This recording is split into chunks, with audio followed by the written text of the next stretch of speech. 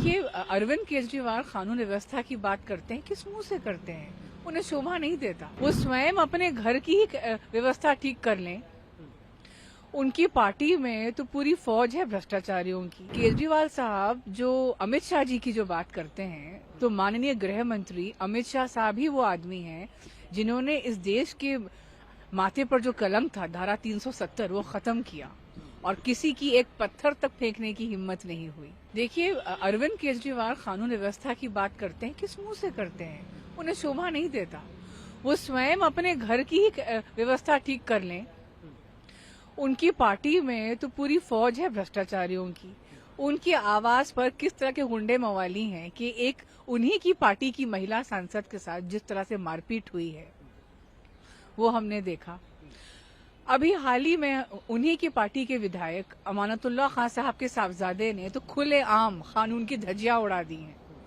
और आप जरा देखिए ना उनका रवैया कि किस तरह से वो दिल्ली पुलिस से बदतमीजी कर रहे थे आज सुबह, जो हमने देखा।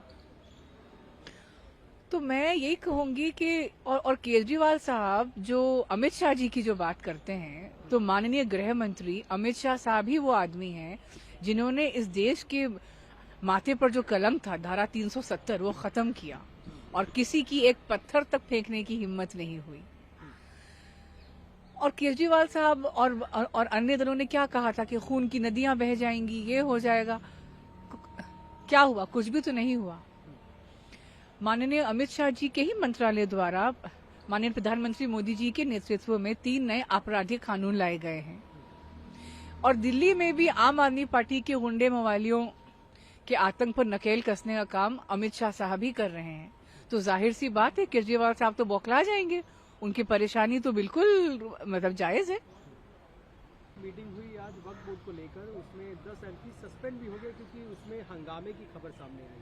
बोला जा रहा है और विपक्ष की तरफ से बोला जा रहा है कि हमको बोलने का मौका ही नहीं दिया जा रहा है। कैसे देखते हैं? देखिए, जब इन्हें अपनी बात रखने का मौका मिलता है तो उस वक्त ये जो है बिल्कुल तरीके से बात अपनी रखते नहीं हैं, हंगामा करते हैं, बदतमीजी करने लगते हैं। मुझे ये समझ नहीं आ रहा कि इन्हें समस्या क्या है। वक्त संशोधन जो है पारदर्शिता और जवाबदेही के लिए है, जो कि सरकार द्वारा एक बहुत अच्छा कदम उठाया जा रहा है, जो कि कौम की बेहतरी के लिए है। लेकिन बस वही फजूल की बातें, बेकार की बातें करना है और अपनी बात रखना नहीं है सामने और फिर कहना कि हमें बात रखने का मौका नहीं दिया जा रहा है।